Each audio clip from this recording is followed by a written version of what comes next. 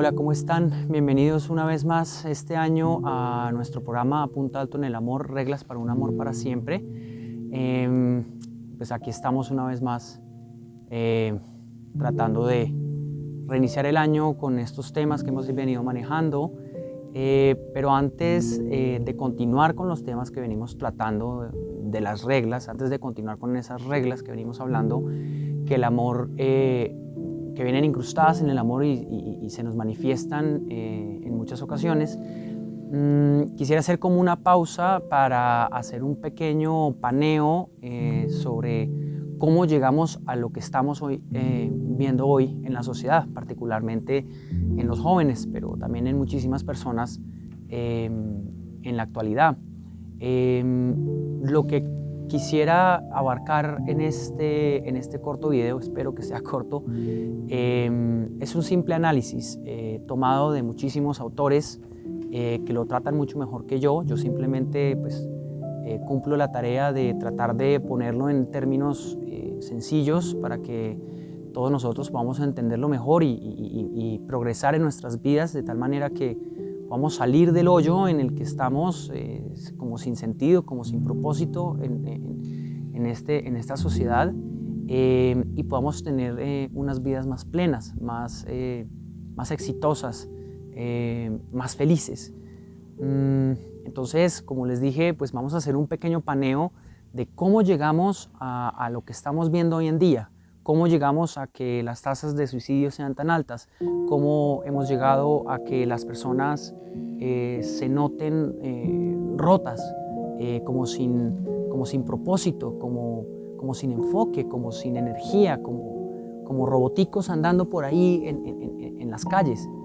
Y bueno, pues los detalles de las tres ideas que vamos a abarcar en este video, si quieren saber, pues los autores los iré mencionando y los pueden investigar por su cuenta. No voy a abundar en detalles en ese sentido, ellos lo dicen mucho mejor que yo. Pero bueno, la primera idea de por qué llegamos acá, en este pequeño paneo que quiero hacer es el tema del consumismo. Claro, pues obviamente esta es una idea pues, de pronto muy anticuada, muchísimos autores lo han tratado, algunos lo han nombrado de manera distinta, pues está Bauman con su Amor líquido y la modernidad líquida, y bueno, muchísimos escritos que él dejó como legado. Está Redeker, está Alain Badiou, está pues Juan Pablo II, nada más y nada menos, hablando sobre el utilitarismo, que es un poquito el mismo concepto. El consumismo, como lo entendemos o como lo vemos hoy en día, arranca en la segunda mitad de los 40, de la década de los 40. Específicamente después del fin de la Segunda Guerra Mundial aparece un economista llamado Victor Lebow, que identifica una forma en la que las economías de Occidente podían mantenerse sin tener un declive tan potente como tuvieron en 1929 en la Gran Depresión. Él se da cuenta que las economías tienen que centrarse en el consumo y como para poder concentrarse en el consumo pues tenemos que convertir a las personas en consumistas. Entonces pues las cosas se juntan en esas épocas porque pues se está dando también en Europa grandes avances investigativos en temas de comunicación de masas, que viene pues desde Freud hasta la fecha.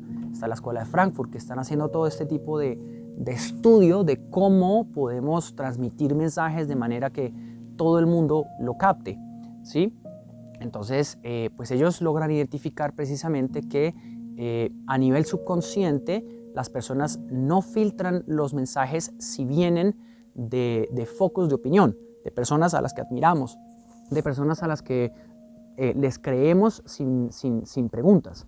Entonces, a través de la publicidad, de la propaganda, de los medios de comunicación masiva, como fue la radio en su tiempo, la televisión después, el cine, el arte, todos estos medios se prestan de manera perfecta para para meternos en el cerebro esta idea de que la vida humana que estamos buscando, la vida por excelencia que tanto perseguimos, está en el consumir, está en el consumir, está en el comprar, en el tener, en el vivir experiencias, en el tener grandes euforias grandes golpes de euforia en el cerebro. Entonces, pues ahí empieza a verse muchísimas cosas en este sentido. Pero pues la idea principal es eso, es consumir. Entonces, como es una idea que se nos está metiendo a nivel subconsciente, entonces toda nuestra vida empieza a girar en torno a esa nueva forma de vivir, que es consumir. Entonces se ve en el consumo, obviamente, pero se empieza a ver también en nuestra forma de relacionarnos, porque entonces de ahí en adelante empezamos a relacionarnos entre nosotros como si estuviéramos comprando, ¿sí? Entonces lo que eso significa es que nos vamos a tratar de aquí en adelante como si cada uno de nosotros fuera un producto. Entonces, como la misma palabra consumo lo dice, pues simplemente una vez se acaba, boto y paso al siguiente producto, ¿sí? Entonces, esa es la primera idea, el consumo, de cómo durante más de medio siglo nos bombardean de esta forma de vida buscada, es como el paraíso que es el consumir, el tener dinero para poder comprar, para poder tener la casa gigantesca, para poder viajar, para poder vivir de experiencias, porque ahora solo podemos vivir de experiencias. La segunda idea no la explico yo, tampoco trato de robarla ni nada, sino comunicárselas a ustedes. La explica divinamente el doctor Jordan Peterson en una conferencia de YouTube que publicaron, en la que él da su opinión sobre el movimiento Me Too. Entonces, hace un señalamiento que me parece acertadísimo sobre la sociedad desde 1950 en adelante, más cercano a los 70, pero es el tema del descubrimiento de las pastillas anticonceptivas. Él trata este descubrimiento como un gran salto en el progreso científico humano. Lo equipara, y me parece también acertado, lo equipara al descubrimiento de la rueda, al descubrimiento de la escritura. Es decir, es un gran salto en este progreso que se junta con otra cosa que pues, Federico Nietzsche denunciaba pues, cuando él hablaba de su superhombre, y es cuando el superhombre cuando el ser humano lograra dominar la naturaleza, aparecería el superhombre, ¿sí? Entonces, pues el superhombre es ese individuo que puede dominar completamente la biología. Entonces, esa idea se incrusta con este gran descubrimiento.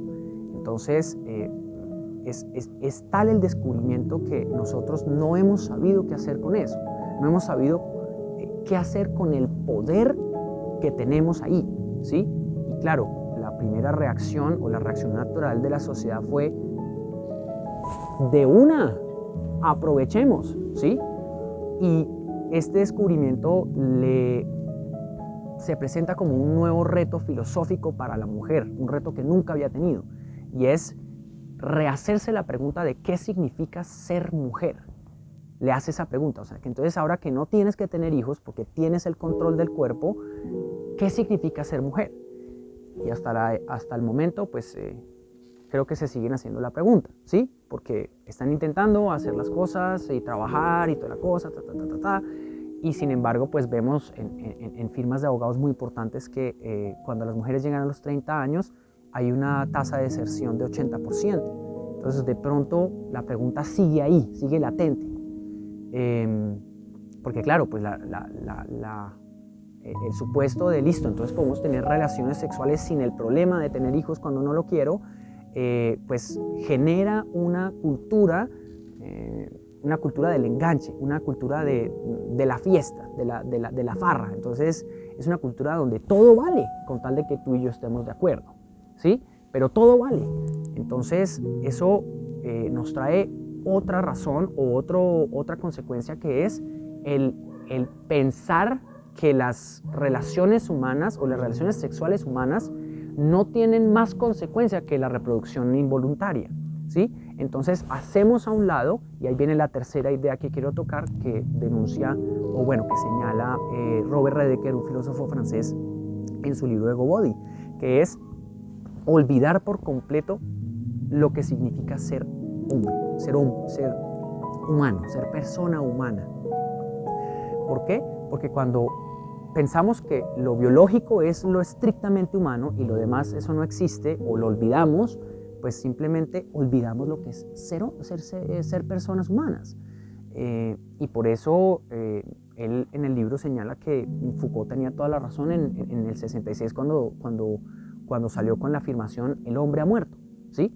Porque de alguna manera, pues si olvidamos la parte trascendental, espiritual de la persona humana, pues se vuelve simplemente un animalito más ahí que come, vive, se reproduce y muere, y ya, ¿sí? Entonces, esa idea básica pues genera esta cultura en la que pues ya no nos estamos viendo como personas humanas, simplemente como animales.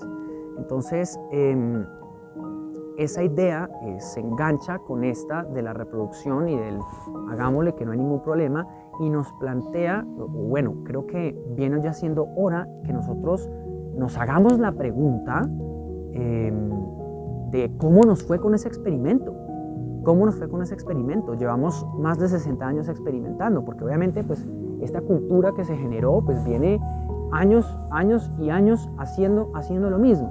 Por eso en este caso se me viene a la cabeza la famosa frase de Albert Einstein que dice, locura, la verdadera locura es hacer lo mismo una y otra vez esperando que tengamos resultados distintos.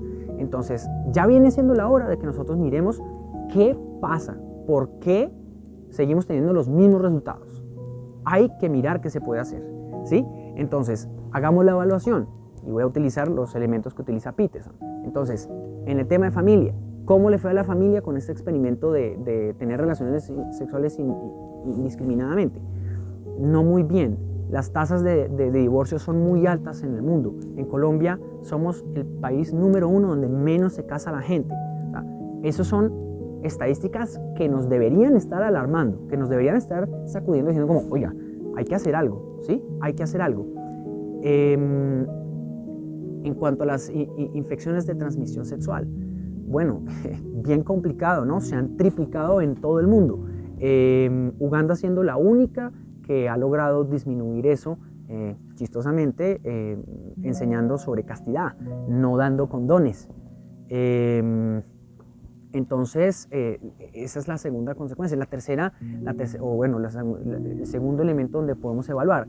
Tercer elemento, acabamos pensando que las relaciones sexuales, la única consecuencia de las relaciones sexuales indiscriminadas o ocasionales sería pues, tener un hijo. O sea, como, uy, no, pero tener un hijo, no, yo a esta persona no la conozco. Pensamos que esa es la única consecuencia. Y los resultados de nuestra cultura nos muestran o nos demuestran que la sexualidad resulta ser mucho más complicada de lo que pensábamos, muchísimo más complicada, y resulta que es mucho más complicada que eso. Es decir, tratar de separar la sexualidad con la unión emocional que genera es absolutamente absurdo, no se puede. O bueno, puedes intentarlo, pero lo haces bajo tu propio riesgo, ¿sí? Es decir, nos podemos desviar y seguir nuestro camino, pero lo hacemos bajo nuestro propio riesgo, sabiendo que de pronto, muy probablemente nos va a ir muy mal, ¿sí? Porque la sexualidad, o sea, la sociedad nos está mostrando que estos tabús que habían en la sociedad sobre la sexualidad no resultaron ser tan tabús, sino que se están volviendo a incrustar y las personas están empezando a darse, o bueno, deberíamos empezar a darnos cuenta. Por eso, estoy seguro que yo no soy el único que está dando este tipo de videos, este tipo de charlas. Hay muchísimos movimientos que están tratando de hacer reaccionar a la gente y decir como, venga, despertémonos y hagamos algo, ¿sí? Entonces, todo eso resumido es lo que nos trae a darnos cuenta de cómo es el individuo o cómo somos nosotros los individuos de la actualidad, ¿sí? De por qué estamos andando por ahí, caminando, como si fuéramos simplemente robots que se levantan, desayunan, se van a trabajar o a estudiar y andamos como seres sin alma, como seres en pena. Uno lo ve en los caminos, en las calles, en los buses, las personas ahí clavadas en el celular y parecen robots y no se les ve auténtica felicidad. Cuando podría ser tan sencillo si simplemente nos detuviéramos a recuperar esa humanidad que tenemos, esa humanidad que está ahí en el fondo, siendo oprimida por toda esta forma de vivir consumiendo y de vivir por experiencias y de vivir teniendo relaciones sexuales y en la fiesta, y si no tenemos fiesta, entonces ¿yo qué voy a hacer este fin de semana? ¿Yo qué? ¿Sí me entienden? Entonces ese es como el paneo que quería hacer en este corto video sobre el individuo. Y por último, para finalizar, les digo por qué quise hacerlo. Lo quise hacer porque, pues, desde todo punto de vista filosófico, sociológico, psicológico, se sabe que para cumplir con lo que dice Einstein con su frase de locura es hacer lo mismo esperando resultados distintos, pues si nosotros sabemos que hay algo que anda mal, pues la única manera es saber qué es lo que está pasando, es decir, hacernos conscientes del problema. Lo único que funciona para solucionar un problema es hacerse consciente del problema, y así funcionan todos los medicamentos y todos los antivirus de los computadores. Entonces, lo que hacen es identificar el virus, identificar lo que está andando mal o cuál es la amenaza, la aíslan, es decir, se hacen conscientes de eso, lo encapsulan y poco a poco lo van solucionando, ¿sí? Poco a poco lo van, por eso pues los antivirus ponen los virus en cuarentena, ¿sí? O si estás muy infectado y tienes una enfermedad, pues te aíslan, ¿sí? Para ir quitando poco a poco. Entonces, lo que hace este video, lo que intenta hacer este video es lo que está sucediendo inconscientemente o subconscientemente. Ahora, después de que vemos este video y hablamos en este video, ya es consciente lo que está pasando en ti, ya eres consciente de lo que está sucediendo, ya puedes encapsularlo, hacerlo consciente, dominarlo y erradicarlo de nuestras vidas, ¿sí? Esa era la intención de este video, espero que les haya agradado. Compártanlo si les gustó. Propongan temas si quieren en los comentarios. Con muchísimo gusto trataré de contestar pues los videos que propongan o que pidan. Si quieren invitar a una conferencia o algo así, estoy súper a la orden para todos. Recuerden que la Fundación Para Siempre Siempre a sus órdenes también.